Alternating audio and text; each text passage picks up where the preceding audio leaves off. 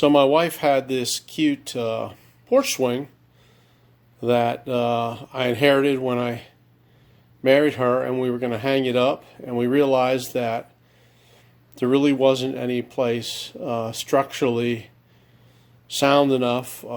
We have a porch area, and then we have kind of a covered patio, but I wasn't confident in hanging a porch swing from any of those areas.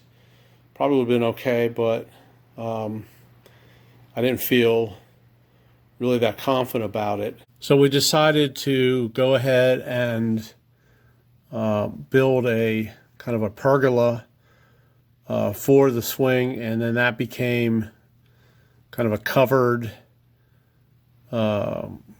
shelter for the swing. And then we decided we were going to do a swing bed. We were inspired by Brittany Fleming. There's an article in Mobile Bay magazine, and she and her dad built a wonderful swing bed shelter, and so we have patterned our swing bed shelter after what she and her dad did. So it became this almost 8 foot by 8 foot swing bed. We went from originally going to hang our porch swing to an 8 by 8 pergola covered roof shelter for a swing bed. Okay, so the first thing that I did is we measured out 7.5 feet by 7.5 feet. And the reason that I did that is in case there was any discrepancy in the straightness of the posts or any curvature in the wood rafters. We wanted to make sure that I could always cut off any excess board instead of running short. So I was able to get 8 foot sections of all of the wood that I needed, and not 10 feet or something like that, because we have a Toyota RAV that we haul our wood in. I don't have a pickup, so that's why we're 8 foot wide. Well, we're about 7.5 feet wide and 7.5 feet deep, so that I could cut any excess wood that I needed to, rather than having to get longer wood sections. So first thing I did was I marked out where my posts were going to be, and so I went 90 inches each way minus 5.5 inches, because each post, these are 6 by 6 posts, and so the center of each post is 2.75 inches from the edge, from whatever edge, because they're not true 6 by 6s, they're 5.5 by 5.5. So I marked out 7.5 feet, actually 90 inches, and then I subtracted 5.5 inches to compensate for the diameter of the 6 by 6s, so that when I was done and able to put up the 2 by 12s and the 2 by 10s, they were basically 7.5 feet long. So I put stakes in the ground where my lag bolts were going to be, so the center of each post. And here on the patio, I decided to use the patio as the base for 2 of the posts, so that I don't have to dig 2 extra holes. I was able to dig 2 fewer holes, and also I was able to use anchor bolts, pound in anchor bolts for those. And what I did is I measured I measured the thickness of my patio slab, and it's about 4 inches. Now, I did notice that the patio is made pretty well. It slopes slightly at the edges to allow water to drain out. So is a little thinner, I think, on the edge than it is even just a few inches into the patio. So I gave myself about 4 inches. So after I measured and laid out where I thought the post would go, I actually measured diagonally from stake to stake, and then from this stake to this stake over here, to make sure that they were equal. The length of each X or diagonal line needed to be the same, and it was pretty close. It wasn't exact, but it was pretty close. That's a way to determine whether or not the square that I laid out is actually square. That's important when you start putting up the different pieces of wood. You've got to, and measuring things, you've got to make sure that and it's also stability and strength, and it can look pretty lousy too if your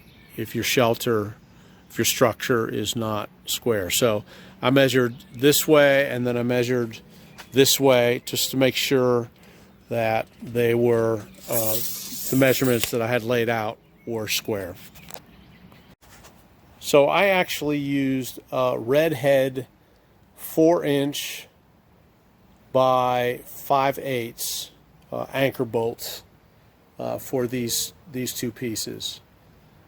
And when I pounded them in, I left about an inch sticking up so that I could anchor this plate underneath my post. So over here, what I did was I dug holes that are 30 inches deep by about 16 inches wide, as circular as I could. And the idea here was that I wanted to go below the Virginia frost line here in Virginia, in the Hampton Roads area. Frost line, I think, is like 24 inches. We really don't get much cold weather here, or at least freezing. We do from time to time, but we really don't. And so I dug it below the frost line, and then what I did is I took these Sacrete. They are 12 inches wide. I think they're 11 and a half actual, 12 inches nominal, and it was 4 feet long, the tube, and I cut the tube in half, 2 feet sections, and I just cut it with a wood saw. And then what I did is I framed it with wood, so that, again, it was pretty much where I wanted my post to be, with the center of it pretty much where the anchor bolt was going to be.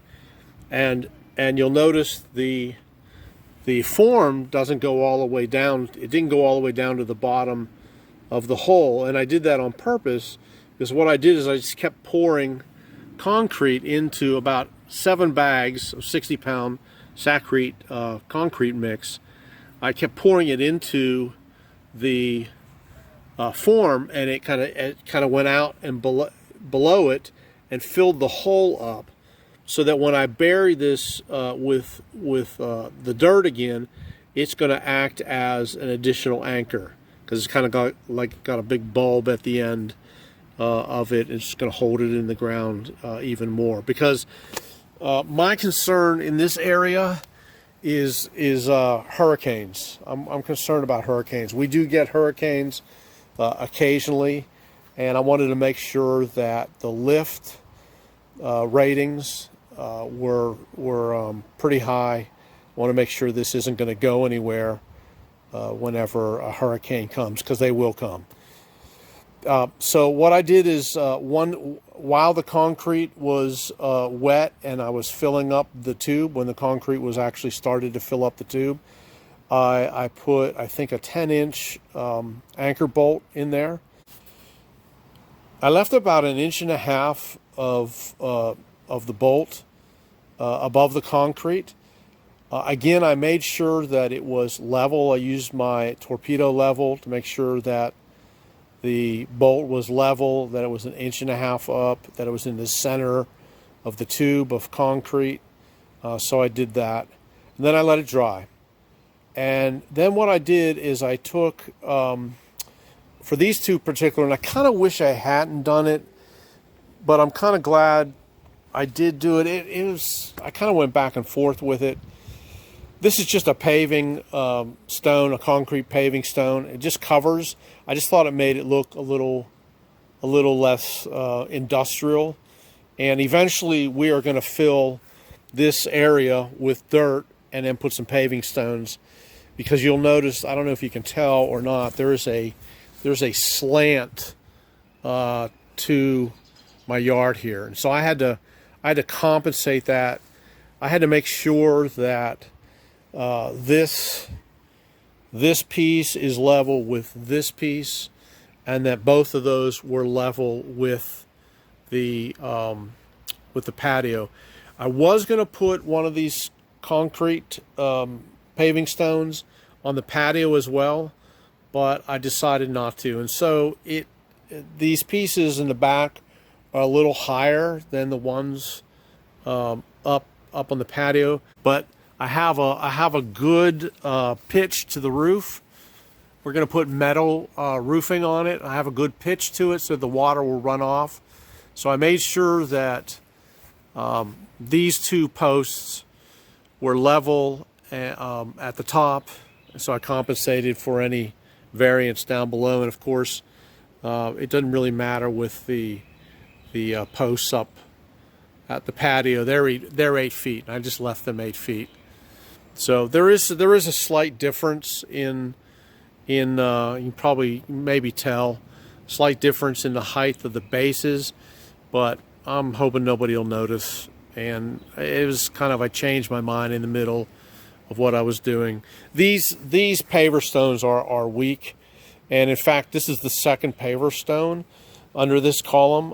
When I put the first paver stone in and screwed in the Oz attachment kit that I got, when I started moving this post to make it level and to make sure that it fit with the 2x12 cross piece, I rocked it some, and what happened is it actually cracked the paving stone. So I put a new one under there.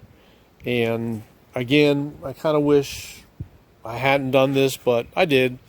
Time will tell whether it's a mistake or not. But they are anchored really solid into the tube of concrete.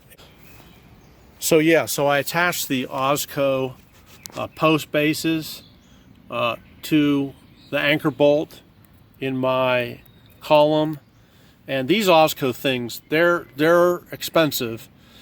I think they're a little over $50 a piece, but I'm really happy with them. They look nice. They've got a great uplift rating. They're not going to go anywhere. They've got 2 screws here that go way into the wood, I think about 2.5 inches or so. They've got these great decorative covers. They adjust. I don't know if you can tell here, but this plate could come in and out depending on the thickness of the post. So they're just really great. They're solid. I mean, they're rock solid, and I'm very happy with them. So this thing may crack here, but this isn't going to lift and go anywhere, and I don't think it's going to be a problem. But it was kind of a debate that I've had in my mind, and as you can tell, I'm still trying to figure it out. I've left the holes open for now because we've had a lot of rain this spring, It's the early part of April, and I just don't feel like everything's really dried out the way it could, and so eventually I'm going to fill these in as well. Yeah, so there's one other thing. When I left the lag bolts here, I actually did compensate for the thickness of the paving stone and left about 1.5 inches above. So it's probably 2.5, 3 inches above the concrete. And I think there's 7 or 8 inches. I don't remember exactly how long my lag bolt, my anchor bolt was, but it's solid in there. So the bolt came up a little higher. See this this fits right up against the plate. Now the other thing I like about the Osco plate is the wood is not on the surface that it's bolted to, which means there isn't going to be any water rot.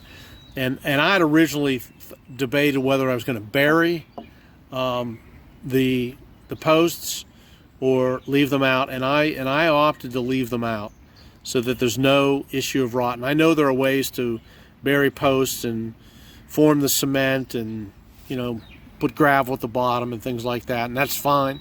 People do that, and it lasts a long time. But I preferred to leave them out of the ground. So what you'll notice is it's about 3/4 of an inch off the surface that it's screwed to. So anyhow, I had the anchor bolt kind of was going to be a problem with the base of the post, so I drilled a 5/8 hole in the bottom of the post in about 1 inch, and everything's fine. It fit right on top of it.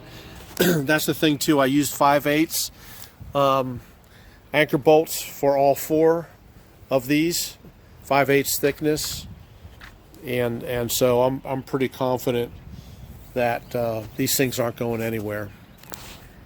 So once I got the 4 6x6s anchored, I put up 2x12s, and that's what Brittany and her father had recommended.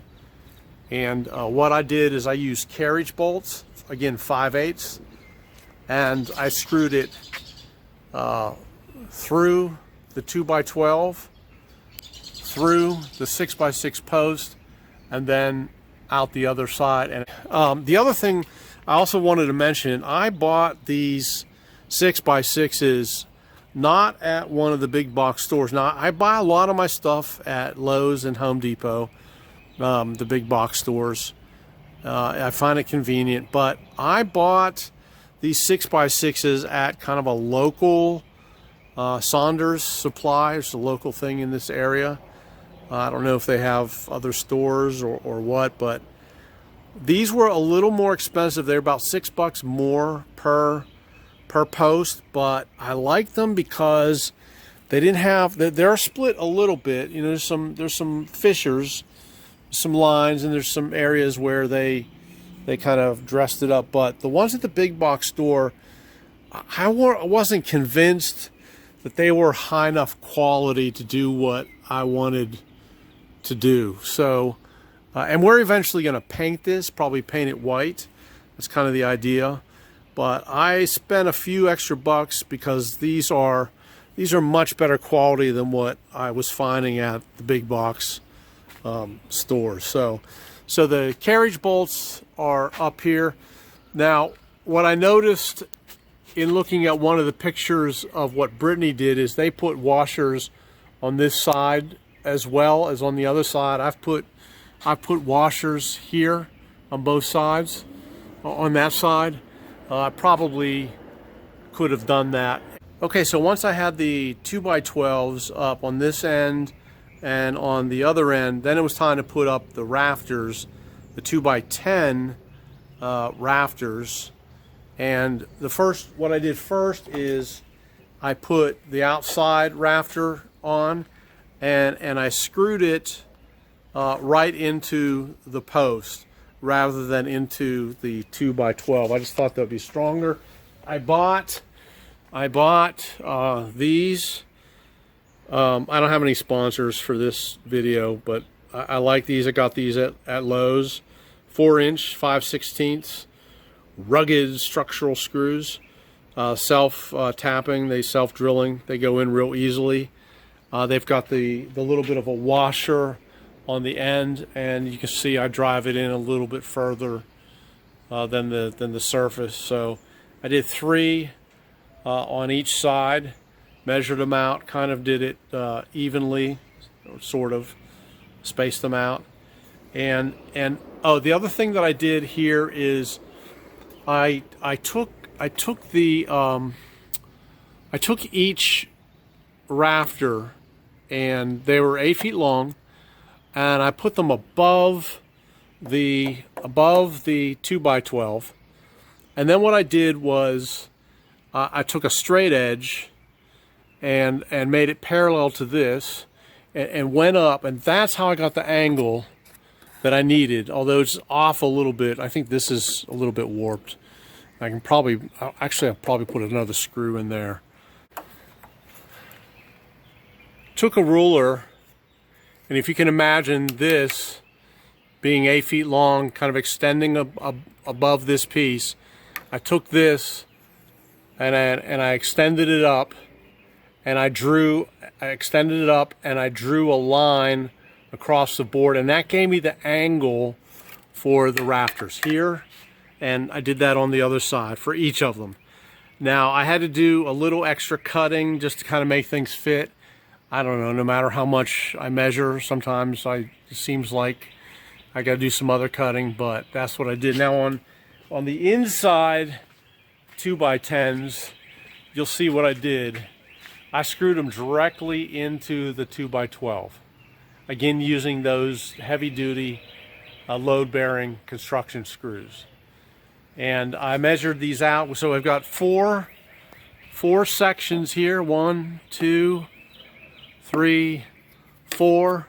And so I made 4 even sections. I measured it out, compensating for 1.5 inches of wood. And so they're all the rafters are even. And so that's where I am at this point. The next thing I'm going to do, and I'm going to start videotaping the actual work. The next thing that I'm going to do is I am going to put a piece of wood here, which is an extra piece, an end piece that I cut off. Actually, it's an end piece that I cut off of the 2x12. And it's going to come up to about here, leaving room for a 4x4. That's going to be, I'm going to carriage bolt that or lag bolt that in. The 4x4 is going to rest on top of it. It will have heavy duty screw into it, tying it in. I'm going to do it on this side, and then I'm going to do it on this side as well. And that 4x4 here and one over here is what's going to hold the bed swing up. So it's going to be, again, rock solid, because that bed swing, the way I'm planning it, is going to be pretty heavy. And then when you get a few people or a couple people on it, it'll be heavy. So I want to make sure it's not going to go anywhere at all. So that's the next step, what I'm going to be doing, and you'll get a chance to see that in the next video as I do that. And then I'm going to put on the roof. We're going to do a metal roof. We'll put 2x4 here, one here, and one here, and set that metal roof, rigid metal roof on top of it, and then we'll have the support for the bed, and then I think that'll be it for the shelter, for the roof and the supports. Then what I'll be doing is building the actual bed swing itself. So this has been a lot of work. It's been a lot of fun, and if I can do it, you can do it. Let me just say that. I have some construction experience, but I'm by no means a pro, or I wouldn't even call myself a carpenter. I'm more of a DIY kind of guy. But it's been a lot of work, and it's probably going to end up being about, I don't know, $1,000 or so for the whole thing. But it's going to be great when it's done. So I'll see you next time. And next time I make a video or I post it on YouTube, it's going to be some actual construction clips. So until next time, thanks for watching. If you like this, please like it, and if you subscribe to my channel, you'll be able to find out when I'm uploading my next video. I got faith videos on here. I got some ever-increasing DIY videos. One of the other projects that I'm working on is over here. I'm going to be putting in some rain barrels. Those are IBC containers, 275 gallon. And I'm going to start capturing some of my rainwater so that I can use it to keep my yard luscious and green all summer long. Thanks, guys. It's been great sharing with you. Talk to you soon.